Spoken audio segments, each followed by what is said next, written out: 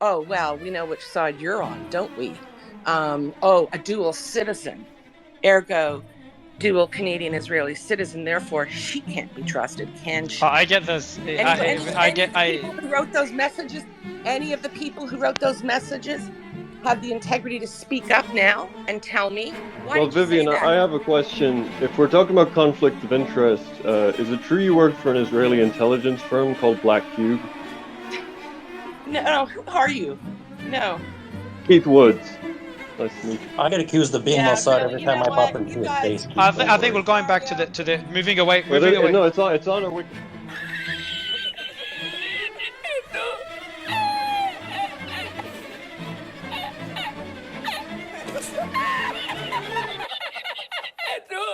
What's going on, everyone? Jeremy here from The Quartering, and we are embarking on, quite honestly, I know I use kind of hyperbolic titles and thumbnails, I admit, obviously, but this truly is perhaps the biggest fight in the modern internet era, as Elon Musk is suing the ADL for $22 billion, which would almost certainly bankrupt them and destroy the company. The ADL has been around for a very long time and started out probably with good intentions, right? Stopping hate and making sure that people aren't persecuted or this, that, or the other thing. Well, the modern ADL is essentially a DNC arm, an arm of the Democrats that is a censorship organization. An organization that destroyed the livelihood of several YouTubers, has destroyed, allegedly, the financial income of Twitter, and for largely no reason. Nobody can actually say what the ADL does other than whine about ads. They attack ad revenue because it works, and it has been effective over the years. Now, Elon Musk is being forced to sue them as he admits that Twitter revenue has absolutely plummeted and points the finger at the ADL working behind the scenes to bully advertisers from backing the platform. Elon Musk is threatening to sue the ADL for roughly $22 billion for trying to destroy X by accusing him and the social media giant of being anti-Semitic. I don't know how a platform itself can have a bias. Sure, I'm not going to pretend that I haven't seen some heinous stuff said about Jewish people on Twitter, but I've also seen the same thing said about white people, black people, Asian people, men, women, LGBT people, straight people. I have not seen a preference for that kind of stuff or it being boosted or anything like that. Quote, it looks like we have no choice but to file a defamation lawsuit against the ADL. By the way, they've lost defamation lawsuits in the past. Oh, the irony, the billionaire wrote. He added, in our case, they would be potentially on the hook for destroying half of the value of the company, roughly $22 billion. In May, it was reported that the app's value had fallen to 1/3 of what it was when Musk purchased in October, from $45 billion to just $15 billion in 6 months. Musk's battle with the ADL began Monday morning when he called out the organization for being responsible for the company's quickly falling profits. Since the acquisition, the ADL has been trying to end the platform by falsely accusing me of being anti-Semitic, he wrote in an initial tweet. Our U.S. advertising revenue is down 60%, primarily due to the pressure on advertisers by the ADL. That's what advertisers tell us. Now, that's going to be the thing where he's going to have them receipts.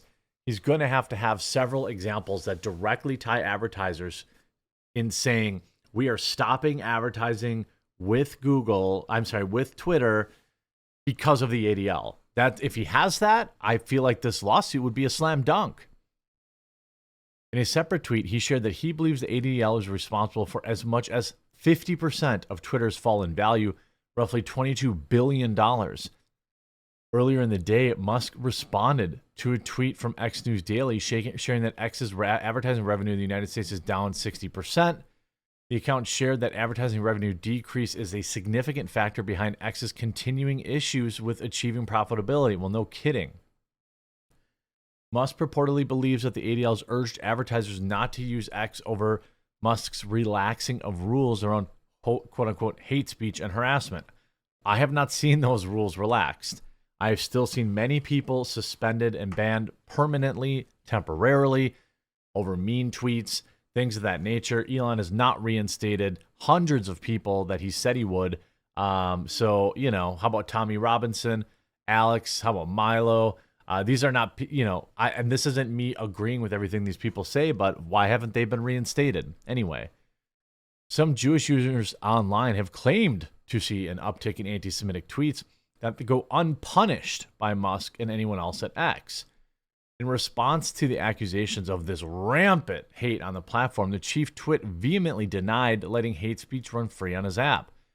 To be super clear, I am pro-free speech, but against anti-Semitism of any kind, he wrote in a tweet. Well, it should be against any, hate against any group of people, right? Following his barrage of tweets about the organization, a movement to, quote, hashtag ban the ADL has emerged from some of Musk's most devoted followers. The CEO has engaged with tweets that are part of the movement, but clarified online that he has no intention to ban them anytime soon. What good would banning them from Twitter do? They're not using Twitter to bully these advertisers. They're emailing them directly. Despite the immense harm the ADL has done to Twitter, they still will not be banned in this platform unless they break the law he shared.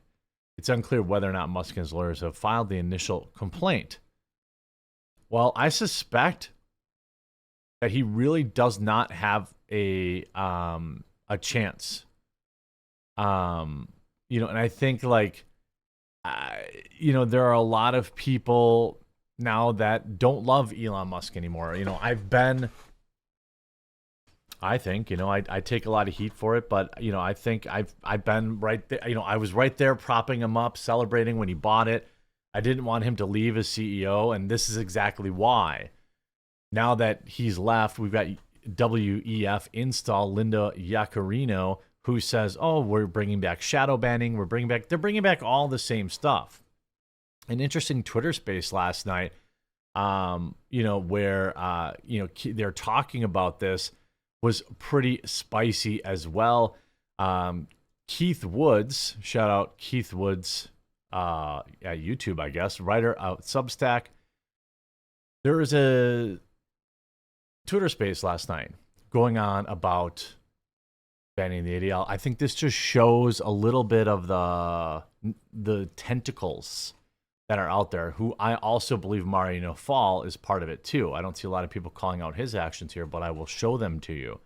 Okay, here we have a 1-minute clip in which Mario is speaking, as well as Vivian Bersovini,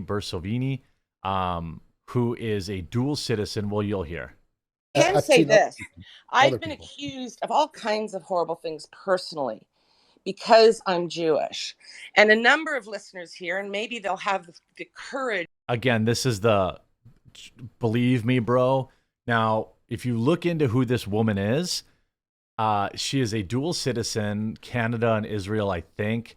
And then she's got an interesting work history that she completely melts down when it's brought up, and Mario scrambles to defend her too. So everyone who is, you know, thinks Mario Nafal is in a part of this same thing, just, you know. And integrity to speak up have already messaged me on Twitter saying, you know, oh, well, we know which side you're on, don't we? Oh, a dual citizen, ergo dual Canadian-Israeli citizen, therefore she can't be trusted, can she? I get this. People who wrote those messages, any of the people who wrote those messages have the integrity to speak up now and Mario is trying to, you know, come in and defend her there. and tell me. Why Well, did you say Vivian, that? I have a question. If we're talking about conflicts of interest, is it true you work for an Israeli intelligence firm called Black Cube? By the way, she did. This is public knowledge. No, who are you? No. Who are Keith you? Woods. Nice to meet you. I get accused of being Mossad every time I pop in. Listen to her answer again. She, first of all, she practically, you know, fruits her looms, and then she directly denies it, which is of publicly available information right on her Wikipedia page, right? To speak up now and tell me. Why Well, did you say Vivian, that? I have a question. If we're talking about conflict of interest, is it true you work for an Israeli intelligence firm called Black Cube? No, who are you? No. Keith Woods. Nice She did. I get accused of being Mossad every time I pop into a space. I think we're going back to the movie. Now watch Mario move in to defend her, by the way. Now all you people that, not necessarily in my viewership, all these people that, watch Mario immediately moved in to defend her. Moving away. No, it's on our Wikipedia. Yeah, it's on our Wikipedia. I'm not sure. You can state it. People could check out on the Wikipedia. I just want to go back to the specific points. And there's one point you made earlier, Vivian. She didn't really answer. Yeah, but she jumped off. She not only did she leave, she immediately deleted her entire Twitter account. She immediately deleted her Twitter account. The interesting thing about all this, this is the woman who was in the space claiming not to know what the ADL was while also defending them. Worked for Israeli intelligence agencies and was followed, in fact, by Jonathan Greenblatt. She immediately left the space and deactivated her Twitter account after I asked her about this. Bizarre. I mean, former Canadian ambassador to Israel worked for Black Cube, an Israeli intelligence firm. She said she didn't know who the ADL was, but she clearly does. I mean, this is how deep. Maybe, I don't know if she works for them. I'm not going to go down that dangerous path of making too many assumptions around this kind of stuff.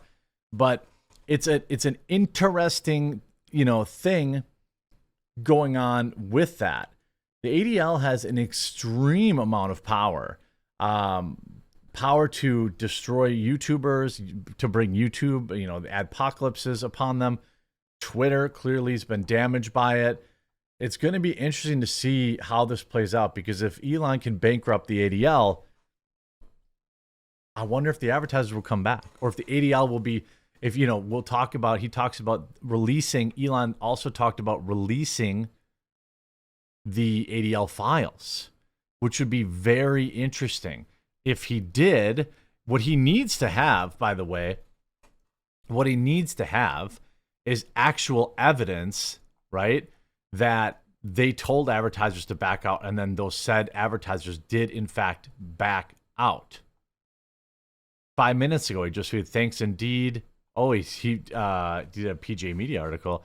The ADL pursues a far-left political agenda rather than focusing on actually combating anti-Semitism. I agree with that. And it's really, really, really interesting to me. And you see that, a lot of these small corporations, they have a lot of power, a lot of interesting stuff going on. So if he releases the ADL files, here you see again, ADL led a campaign in 2020 that squeezed $60 billion in market cap from Mark Zuckerberg in just 2 days. You're talking about a very seriously powerful group, a politically motivated group of people that Elon's taking on here. He's directly taking on perhaps one of the most destructive forces on the internet today. It's going to be interesting to watch how this plays out. If you haven't yet, please do subscribe down below. Obviously, I'll be covering this every single day, as long as we have some new updates. If you're on Rumble, hit the follow button. If you're on YouTube, click subscribe. I hope you enjoyed this video, and we'll talk to you again real soon.